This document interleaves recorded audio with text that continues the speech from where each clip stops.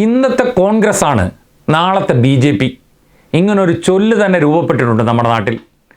ഇത് ശരിവെക്കുന്ന വാർത്തകളാണ് രാജ്യത്തെ വിവിധ സംസ്ഥാനങ്ങളിൽ നിന്ന് അനുദിനം നമ്മൾ കേൾക്കുന്നത്. ഹിമാചൽ പ്രദേശ് രാജ്യസഭാ തിരഞ്ഞെടുപ്പിൽ 6 കോൺഗ്രസ് MLA മാർ കൂറുമാറി BJPക്ക് വോട്ട് ചെയ്യുന്നു. കോൺഗ്രസ് വക്താവ് മനു അഭിഷേക് സംഘ്വി പരാജയപ്പെടുന്നു.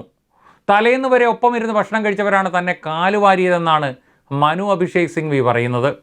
ഹിമാചൽ പ്രദേശിൽ ആകെയുള്ള 60 സീറ്റിൽ 40ഇടത്തും നിയമസഭാ തെരഞ്ഞെടുപ്പിൽ കോൺഗ്രസിനായിരുന്നു വിജയം.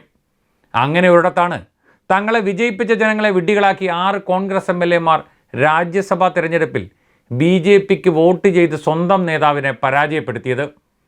ഹിമാചലിൽ കോൺഗ്രസ് വോട്ട് വാങ്ങി വിജയിച്ച BJP സ്ഥാനാർത്ഥി ഹർഷ് മഹാജൻ കോൺഗ്രസിൻ്റെ വർക്കിംഗ് പ്രസിഡൻറ്റും മുൻ മന്ത്രിയുമായിരുന്നു. മഹാരാഷ്ട്രയിലെ കോൺഗ്രസ് വർക്കിംഗ് പ്രസിഡന്റ് ബസവരാജ് പാട്ടീൽ BJPയിൽ ചേർന്നത് സമീപകാലത്താണ്. അസം കോൺഗ്രസ് വർക്കിംഗ് പ്രസിഡന്റായ റാണ ഗോസ്വാമി തൽസ്ഥാനം രാജിവെച്ചിരുന്നു. ഇദ്ദേഹവും ഉടൻ BJPയിൽ ചേരുമെന്നാണ് സൂചന. ഹിമാചൽ പ്രദേശിൽ രാജിവെച്ച മന്ത്രി വിക്രമാദിത്യ സിംഗും BJPയിലേക്കെന്നാണ് സൂചന. ഇതൊക്കെ എന്തിനു പറയുന്നു എന്ന് ചോദിച്ചാൽ ഒളിഞ്ഞും തെളിഞ്ഞും കാര്യാലയങ്ങൾ കയറിയിറങ്ങുന്ന ഖദർദാരികൾ ഇവിടെയുമുണ്ട്, നമ്മുടെ കേരളത്തിലും. വേണ്ടി വന്നാൽ താൻ BJPയിൽ പോവുമെന്ന് പറഞ്ഞയാളാണ് നമ്മുടെ KPCC പ്രസിഡന്റ്.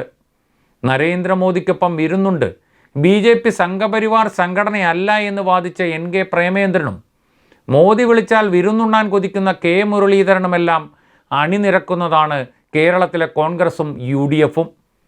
ഇവരൊക്കെ ഏത് നിമിഷവും BJP ആവാം. ആ തിരിച്ചറിവ് മലയാളിക്കുണ്ടാവുന്നത് നന്നായിരിക്കും. എന്തായാലും പാർലമെൻറ്റ് തിരഞ്ഞെടുപ്പിൽ കേരളം വിധിയെഴുതുക BJPക്കെതിരെയാവും. എന്നാൽ ഒരൊറ്റ കോൺഗ്രസ്സുകാരൻ അല്ലെങ്കിൽ UDFുകാർ പോലും പാർലമെൻറ്റിൽ എത്താതിരിക്കാൻ കേരളം ജാഗ്രത കാട്ടേണ്ടിയിരിക്കുന്നു. പകരം അവിടെ എത്തേണ്ടത് അചഞ്ചലമായ രാഷ്ട്രീയ ബോധവും മതേതര ജനാധിപത്യ കാഴ്ചപ്പാടുമുള്ള 20 ഇടതുപക്ഷ MPമാരായിരിക്കണം.